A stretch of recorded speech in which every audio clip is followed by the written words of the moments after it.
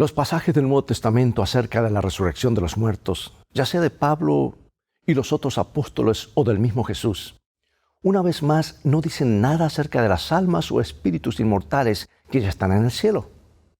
La esperanza del Nuevo Testamento se encuentra en la resurrección y la segunda venida. En Juan 6, Jesús dice 4 veces que lo resucitará, o sea, los humanos, en el último día. Los resucitará. Y si los humanos serán resucitados, entonces necesitan volver a la vida después de la muerte, lo que impide vivir en otro lugar como almas o espíritus. La resurrección de los muertos y la transformación de los justos vivos suceden al mismo tiempo. En un momento más, regresaremos.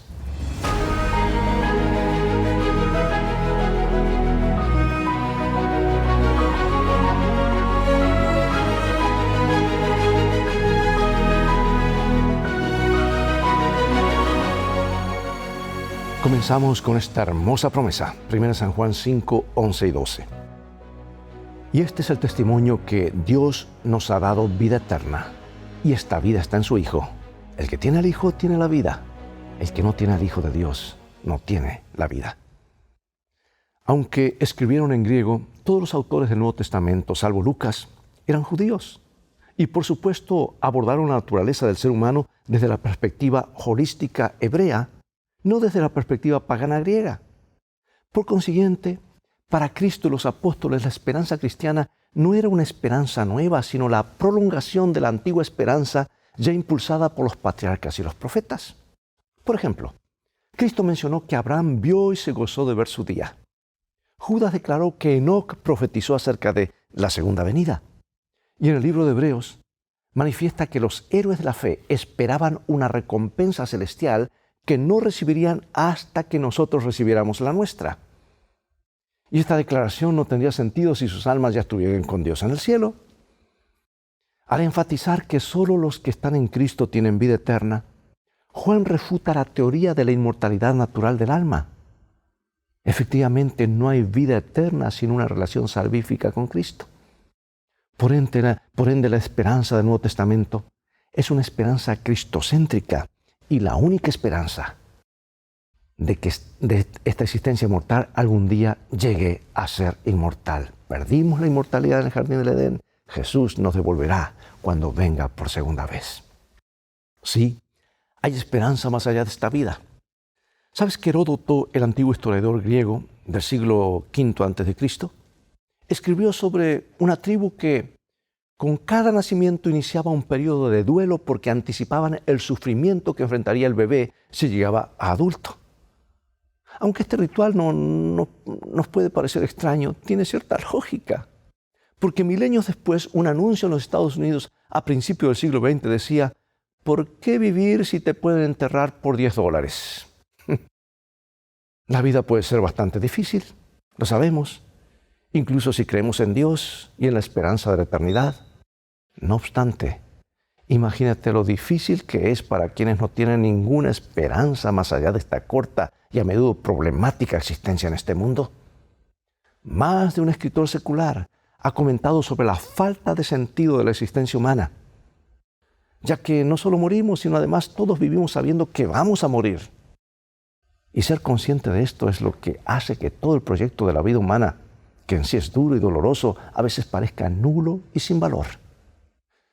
Un pensador hizo alusión a la humanidad como meros trozos de carne en mal estado sobre huesos que se desintegran. Qué descripción horrible para lo que Dios llama: eres mi hijo, mi hija, eres hecho a mi imagen. Bueno, esta descripción es bastante macabra, ¿verdad? Pero de nuevo es difícil discutir con esta lógica. O personas que piensan así. Por supuesto, en contraste con todo esto, tenemos la promesa bíblica y de la vida eterna en Jesús. Y esta es la clave. Tenemos esta esperanza en Jesús y lo que nos ofrece su muerte y su resurrección. Por lo demás, ¿qué esperanza tenemos? ¿Habrá alguna otra esperanza fuera de esta? 1 Corintios 15, 13 al 19. Leo de la palabra de Dios. Porque si no hay resurrección de los muertos, tampoco Cristo resucitó. Y si Cristo no resucitó, vana es entonces nuestra predicación, vana es también vuestra fe. Porque si los muertos no resucitan, tampoco Cristo resucitó. Y si Cristo no resucitó, vuestra fe es vana, aún estáis en vuestros pecados.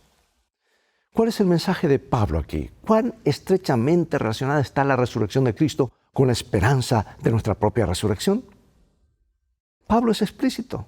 Dice, nuestra resurrección está inseparablemente ligada a la resurrección de Cristo.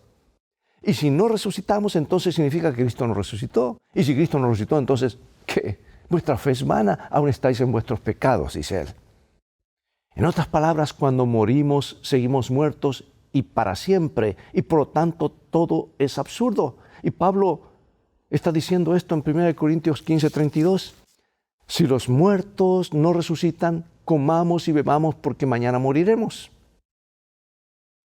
Mira, si nuestra existencia actual como protoplasma compuesto básicamente de carbono es todo lo que hay, y nuestros 70 años, como dice la Biblia, con suerte, más o menos, si no fumamos ni comemos demasiadas hamburguesas en McDonald's, ¿verdad? O en algún otro lugar, es todo lo que alguna vez apuntamos a llegar. Bueno, si esto es todo, el aquí y el ahora, estos 70 o 100 años, es todo, entonces estamos muy mal. Hay algo más allá, amigo y amiga. Este es el mensaje de este libro.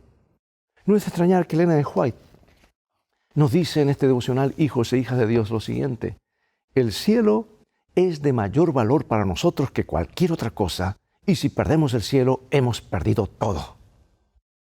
Piensa en esto, piensa en el más allá, más que el aquí y el ahora. Piensa en lo precioso que es nuestra esperanza, esta preciosa esperanza y nuestra fe. Por eso pregunto, ¿por qué debemos hacer todo lo posible por la gracia de Dios para conservarla? Porque si perdemos eso, habremos perdido todo. Bueno, he aquí la más hermosa promesa. Yo diría la más hermosa de las promesas. Repítela conmigo. San Juan 14, 1 al 3. Tú la sabes de memoria. No se turbe vuestro corazón. ¿Creéis en Dios? Creed también en mí.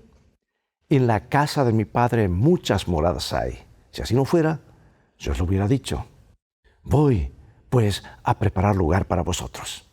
Y si me fuere y os preparare lugar, vendré otra vez y os tomaré a mí mismo para que donde yo estoy, vosotros también estéis. Bien, ya han pasado más de 2000 años desde que Jesús prometió volver. ¿Cómo podemos ayudar a otros a ver que, a pesar de la gran cantidad de tiempo, que en realidad no importa, esta promesa es relevante incluso para nuestra generación, tan distante de la época cuando Jesús la pronunció? ¿Sabes que 4 veces en el libro de Apocalipsis Jesús declaró, yo vengo pronto? La expectativa de su pronta venida impulsó la misión de la Iglesia Apostólica y llenó de esperanza la vida de incontables cristianos a lo largo de los siglos. Pero ha muerto generación tras generación y este evento prometido aún no sucedió. Y así muchos se preguntan, ¿cuánto tiempo más tendremos que predicar que Jesús viene pronto? En otras palabras, ¿han generado una expectativa poco realista? Muchos cristianos se han quejado de la larga demora en su tiempo, en su margen cortito de vida, y se demora mucho. Pero ¿cómo sabemos, de hecho, que se trata de una larga demora? ¿Cuál habría sido el momento adecuado para la segunda venida de Cristo? ¿Hace 50 años? ¿150? ¿500? Hermano y hermana, lo que realmente importa es la promesa bíblica de que el Señor no retarda su promesa, según algunos la tienen por tardanza, sino que es paciente para con nosotros, no queriendo que ninguno se perezca, sino que todos procedan al arrepentimiento.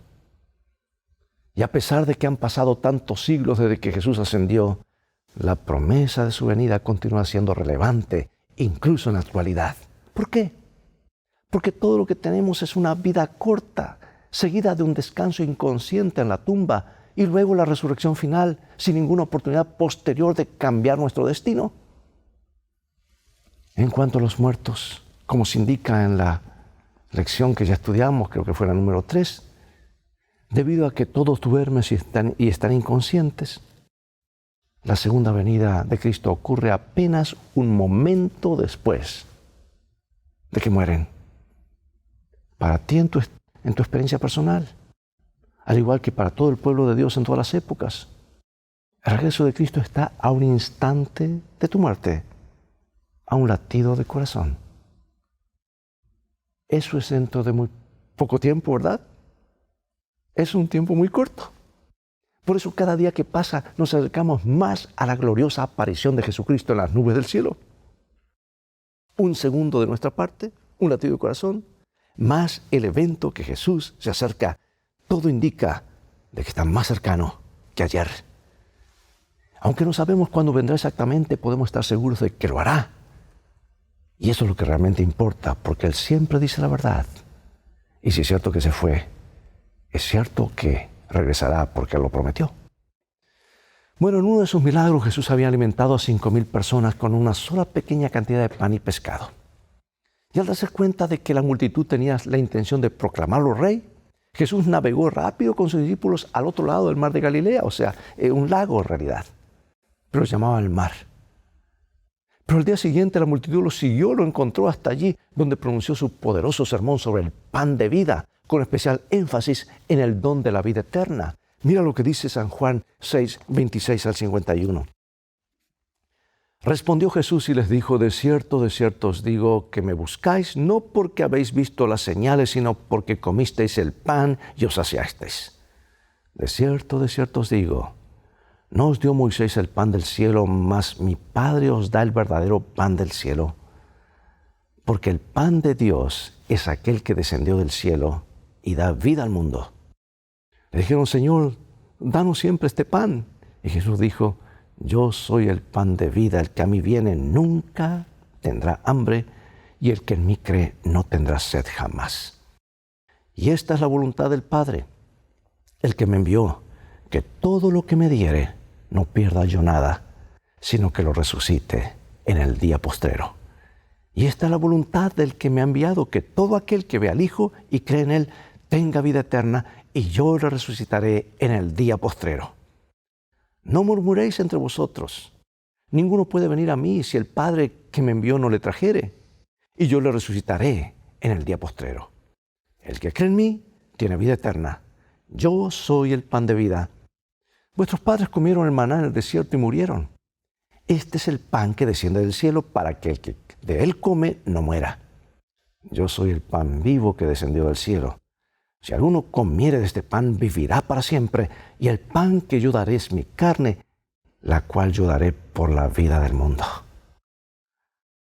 ¿Cómo relacionó Jesús el don de la vida eterna con la resurrección final de los justos? ¿Captas tú qué hermoso mensaje? ¿Qué esperanza tenemos?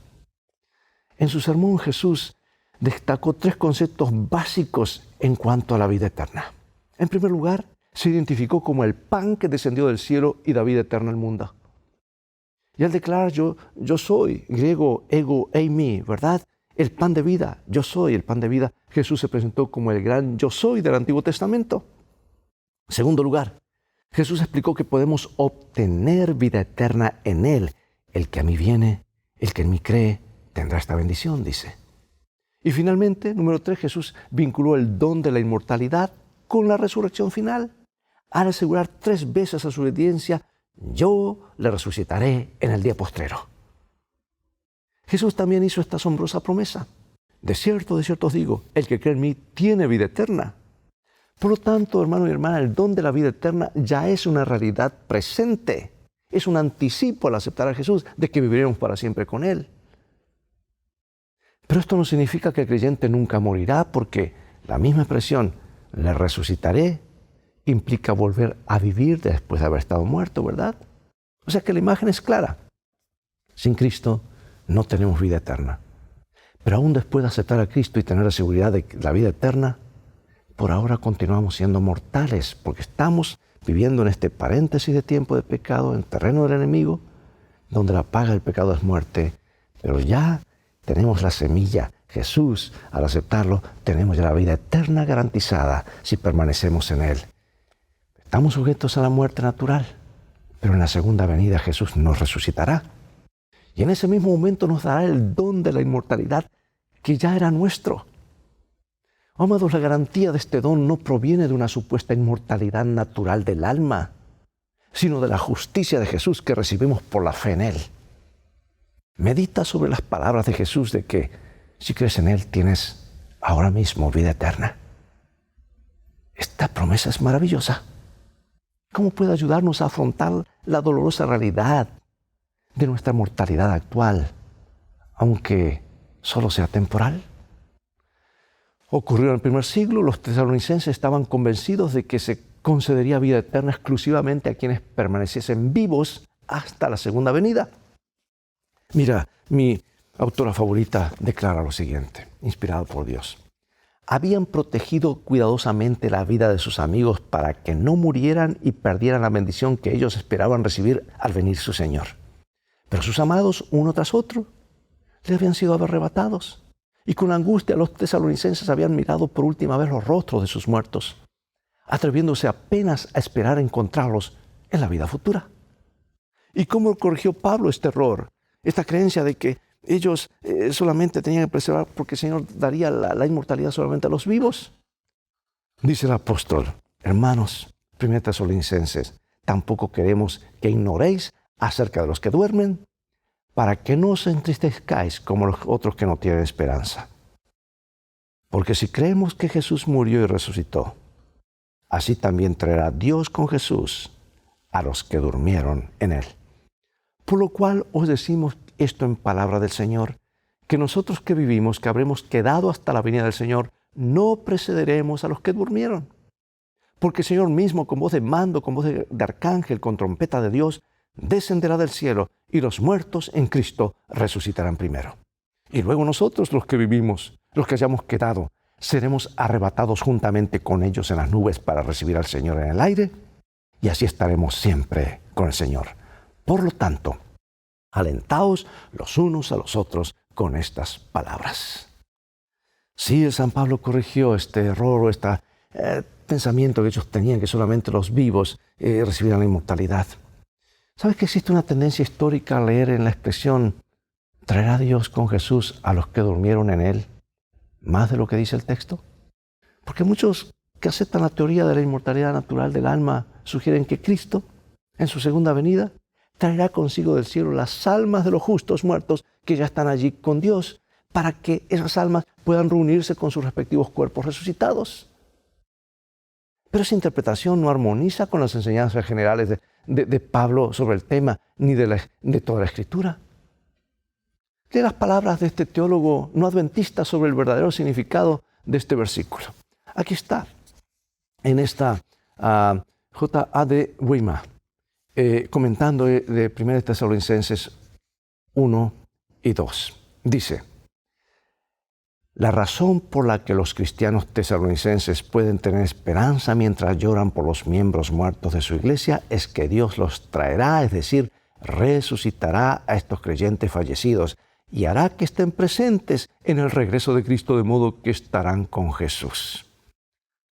La implicación es que estos creyentes fallecidos no tendrán ningún tipo de desventaja en la parucía de Cristo, o sea, en la aparición, sino que estarán con Jesús de tal manera que compartirán por igual con los creyentes vivos la gloria vinculada con su regreso. Porque si las almas de los justos muertos ya estuviesen con el Señor en el cielo, Pablo no hubiese necesitado mencionar la resurrección final como la esperanza cristiana. Podría haber mencionado que los justos ya estaban con el Señor. Sin embargo, explica que los que durmieron en Él resucitarán de entre los muertos al final de los tiempos. La esperanza en la resurrección final llevó consuelo a los afligidos tesalonicenses. Y la misma esperanza puede ayudarnos a afrontar con seguridad los dolorosos momentos en los que las frías garras de la muerte nos arrebatan a nuestros seres queridos. Pero será por muy corto tiempo, por un instante más. Amados, se acerca el momento del reencuentro. Y San Pablo nos dice esto en 1 Corintios 15, 51 al 55. Y aquí os digo un misterio. No todos dormiremos, pero todos seremos transformados en un momento, en un abrir y cerrar de ojos, a la final trompeta. Porque se tocará la trompeta. Y los muertos serán resucitados incorruptibles y nosotros seremos transformados. Porque es necesario que esto corruptible se vista de incorrupción y esto mortal se vista de inmortalidad. Y cuando esto corruptible se haya vestido de incorrupción y esto mortal se haya vestido de inmortalidad, entonces se cumplirá la palabra que está escrita: sorbida es la muerte en victoria. ¿Dónde está, oh muerte, tu aguijón? ¿Dónde, oh sepulcro, tu victoria? Algunos predicadores populares sugieren que este misterio es el rapto secreto de la iglesia que ocurrirá 7 años antes de la gloriosa segunda venida de Cristo. En este rapto secreto los cristianos fieles son llevados al cielo en forma repentina, silenciosa y secreta, mientras que todos los demás permanecen aquí preguntándose qué les sucedió. Hay gente que podría ir en un automóvil y de repente descubrir que se quedó sin conductor porque fue arrebatado al cielo y todo lo que queda es su ropa allí sin un cuerpo, la ropa allí flotando y que finalmente se cae. La exitosa saga de Left Behind o Los Dejados Atrás, de nada menos de 16 tomos, 16 volúmenes, que se convirtió en 4 películas, promovía justamente esta falsa enseñanza y expuso a millones a esta falsa enseñanza, que de paso es la creencia del 99.9% de los protestantes hoy. Por supuesto, ningún pasaje bíblico respalda una distinción tan artificial entre el rapto y la segunda venida. No lo hay.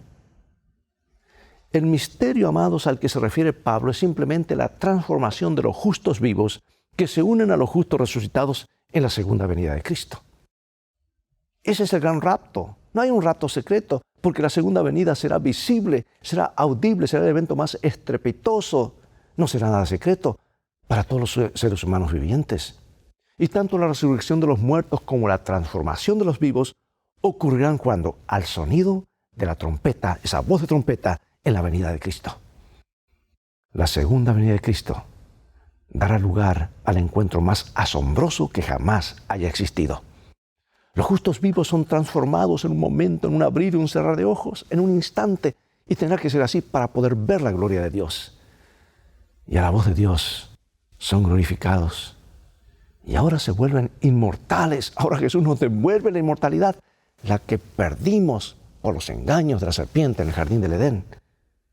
Y con los santos resucitados, ahora son arrebatados para encontrarse con su Señor en el aire. Dice que los ángeles juntarán a sus escogidos de los 4 vientos, desde un extremo del cielo hasta el otro. Mira cómo describe de forma magistral cuando se le mostró en visión a la sierva del Señor. Dice el Conflicto de los Siglos: santos ángeles llevan niñitos a los brazos de sus madres. Amigos a quienes la muerte separó por largo tiempo se reúnen para no separarse nunca más y con cantos de júbilo ascienden juntos a la ciudad de Dios. Esta es una promesa asombrosa, hermanos. Asombrosa, lo dice la palabra de Dios, lo dice Jesús, lo dice el Antiguo Testamento, el Nuevo Testamento. Es una promesa muy diferente a todo lo que conocemos. Es difícil de comprender, por supuesto, pero es la realidad. Piensa en la inmensidad del cosmos, así como la increíble complejidad de la vida aquí. La creación misma da testimonio del asombroso poder de Dios. ¿Qué nos enseña todo esto sobre el poder de Dios para transformar a los vivos y resucitar a los muertos en la segunda venida de Jesús? Para cerrar, quisiera hacerlo leyendo una cita de Stephen Cave que dice: inmortalidad. El asunto de cómo vivir para siempre y cómo esto ha conducido a nuestra civilización. Dice así: los romanos eran muy conscientes de la creencia de los cristianos de que algún día resucitarían físicamente de la tumba y hacían todo lo posible para burlarse y obstaculizar esas esperanzas. Un informe de una persecución en la Galia del 177 después de Cristo registra que a los mártires primeramente los ejecutaban, luego dejaban pudrir los cadáveres sin enterrar durante 6 días antes de quemarlos y arrojar sus cenizas al río Ródano. Ahora veamos si resucitan, se informa que decían estos romanos. Bueno, esta pequeña lección objetiva sobre el escepticismo teológico, aunque es dramática, no viene al caso. No demostró nada sobre la promesa bíblica de la resurrección. El poder que resucitó a Jesús de entre los muertos también puede hacer lo mismo por nosotros, independientemente del estado en que se encuentra nuestro cuerpo. Al fin y al cabo, Si ese mismo poder creó el cosmos infinito y lo sostiene, ciertamente podrá transformar a los vivos y resucitar a los muertos. Esta hermosa cita. También traerá Dios con él a los que durmieron en Jesús, escribió Pablo. Muchos interpretan este pasaje como si significara que los que duermen serán traídos con Cristo desde el cielo, pero según Pablo, como Cristo se levantó de los muertos, así Dios traerá de sus tumbas a los santos que durmieron y los llevará con él al cielo. ¡Qué precioso consuelo! ¡Qué gloriosa esperanza! No solo para la iglesia de Tesalónica, sino para todos los cristianos, donde quiera que estén. Alguien dijo, la muerte acaba contigo, la aniquilación total que no deja vestigios de nada contribuye en gran medida a destruir el significado de la vida. Sí, tiene razón, pero en parte porque, dime, ¿qué esperanza tenemos contra este sinsentido en nuestra vida? ¿Cómo podemos armonizar la necesidad de crecer hacia la perfección con el hecho de que solo en la segunda venida de Cristo recibiremos la naturaleza incorruptible y sin pecado? ¿Y cómo podríamos ayudar a alguien atrapado en la idea del rapto secreto a ver por qué esta enseñanza es incorrecta? Jesús fue la primicia de la cosecha, lo que nos asegura la realidad de que habrá más cosecha de creyentes que resucitarán. En la segunda venida, los creyentes serán resucitados y llevados al cielo. Nuestros cuerpos perecederos y mortales serán cambiados a imperecederos e inmortales. Jesús lo prometió y Él siempre dice la verdad. La tumba vacía es esa garantía. ¡Qué esperanza! ¡Qué seguridad! Oremos, Padre Celestial. Gracias por la bendita esperanza de que Jesús viene pronto a devolvernos la inmortalidad. Pero ya la tenemos al aceptar a tu Hijo. Ya tenemos allí el anticipo. Jesús es la primicia de los que durmieron. Y al creer en Él, aceptarlo, ya tenemos la vida eterna. Ayúdanos a perseverar, a permanecer en Jesús. Y cuando Él aparezca, pues seamos transformados, que ninguno de nosotros falte, para gozar por la eternidad. Se cierra este paréntesis y regresaremos a la eternidad. Eso es lo que el Calvario hizo posible. Eso es lo que la tumba vacía nos habla. Gracias por esta esperanza. En el nombre de Jesús oramos. Amén. Amigos, es todo el tiempo que tenemos por hoy. Ha llegado el momento de despedirnos y hasta el próximo programa de la serie Lecciones de Vida. Invita a otros a sintonizar este canal y transfórmate tú mismo en un canal de bendiciones. Mientras tanto, que el Señor te bendiga y te guarde. Y recuerda, tú vales mucho para Jesús, más de lo que te imaginas. Y si no, mira el precio que fue pagado por ti y por mí en la cruz del Calvario. La tumba está vacía. Esa es la garantía de que las cosas terminarán bien. Dios te bendiga. Vamos a un viaje. Y en este viaje necesitamos una buena guía. Y ese buen guía es Jesús. Y la Biblia es nuestro GPS. Dios te bendiga. Maranatha.